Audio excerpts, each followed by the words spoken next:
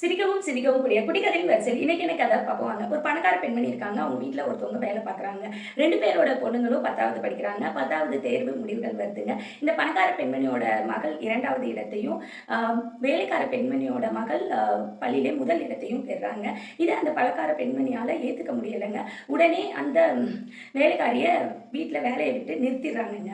இத தெரிஞ்சுக்கிற அந்த பணக்கார பெண்மணியோட மகள் அவங்க அம்மா கிட்ட சொல்றாங்க, "அந்த வேலைக்கார அம்மாவ ஏன் நிறுத்துனீங்க? அவங்க பொண்ணு சொல்லிக் குடுத்ததுனால தான் என்னால 2வது இடமே வாங்க முடிஞ்சுச்சு. இப்ப அந்த பொண்ணு என் கூட பேசவே மாட்டேங்கிறா. நீங்க வேலையிலேருந்து இவங்கள நிறுத்திட்டதுனால. இனிமே நான் மேற்கொண்டு நல்லா படிச்சு இதே மாதிரி வரணும்னா, அவ எனக்கு சொல்லிக் குடுத்தா மட்டும் தான் முடியும். அவ சொல்லிக் குடுக்கலன்னா, நான் 10வது இடமோ, 15வது இடமோ தான் வந்திருப்பேன். தெரியுமா உங்களுக்கு?" அப்படின்னு கோவமா சொல்லிடுறா. இத கேட்டோனே பணக்கார பெண்மணி மறுபடியும் அந்த வேலைக்கார அம்மாவ வேலைக்கு சேர்த்துக்கிறாங்க.